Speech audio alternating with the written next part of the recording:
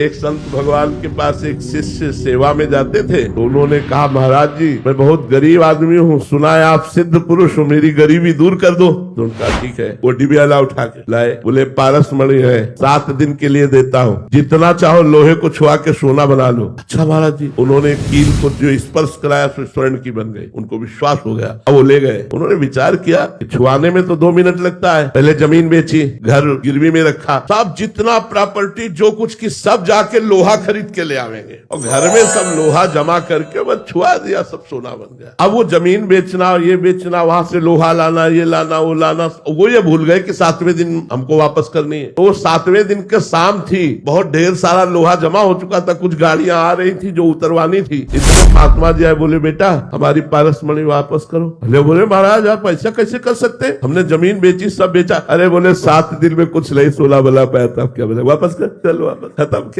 जो था वो भी कबाड़ में बदल गया, किसी काम में नहीं आया। कैसी तुम पूजा करते हो, एक दिन सिंहासन में बैठाला, दूसरे दिन पेड़ के नीचे रख दिए, तीसरे दिन नदी के किनारे फेंक दिए। तुम क्या मूर्ति पूजा करते हो, क्या उनको भगवान मानते हो? अगर भगवान मानते हो तो प्राणपन से उनकी आराधना करो, तो वहां भगवान प्रकाशित हो जाएंगे। एक झोला है, अब उसमें गणेश जी छपे हैं, भगवान की छवि छपी है, भगवान का नाम लिखा है, साधारण सामान ला रहे हैं, उसी में जूता ला रहे हैं, उसी में सामान, और वो उसमें नारायण लिखा हुआ है, हरि लिखा हुआ है, ऐसे नामों से संबोधित, राधे श्याम लिखा हुआ है। ऐसे हमने कई पढ़े कि भगवान नाम लिखा। अरे यार कम से कम सनातन धर्मावलंबी हो, महत अपराध होता है। ऐसी कंपनी वालों की बुद्धि भ्रष्ट हो जाती है और नरकगामी होते हैं। इसलिए बहुत होश में अपनी व्यापार की बिक्री के लिए भगवान की छवियों को मत छापिए, भगवान के नाम का सहयोग मत लीजिए। अंदर नाम जप कीजिए, बाहर व्यापार अपना जो सामग्री उसको यथोचित रूप से प्रकाशित कीजिए, लेकिन भगवान के सहारे नहीं कि उसमें भगवान का नाम छाप दिया। आप नाम छाप दिए उसका सम्मान होगा,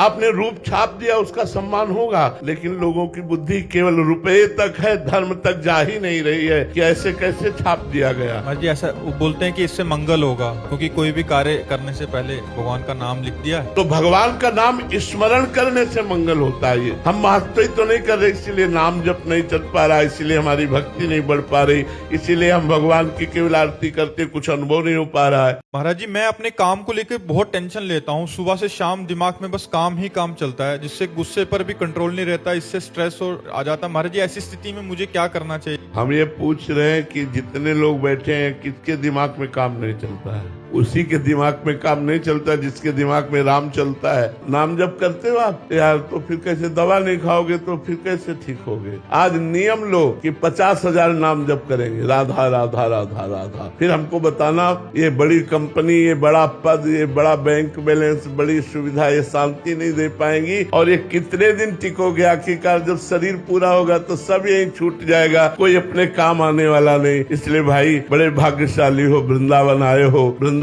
में परम पावन भूमि रज पर बैठकर सत्संग सुन रहे हो। आज नियम ले लो कि मैं रोज 50,000 नाम जप करूंगा। 24 घंटे में जब आपको समय मिले, चलते फिरते काउंटर है, राधा राधा राधा राधा राधा, और कम से कम 10 मिनट सत्संग सुनूंगा। 2 बातें आप पकड़ लो, 10 मिनट सत्संग सुनूंगा किसी महात्मा का और 50,000 नाम जप करूंगा। अगर आप ये नियम ले लो, फिर आप हमें अगली बार मिलना, बताना कैसा लग रहा है। लोगे नियम? हाँ बिल्कुल। काउंटर समझ रहे ना, आप उसे खरीद लीजिए, अंगूठी की तरह अंगुली में ऐसे डाले रहिए और राधा राधा राधा राधा राधा, बहुत बढ़िया मंगल हो जाएगा, आप देख लेना।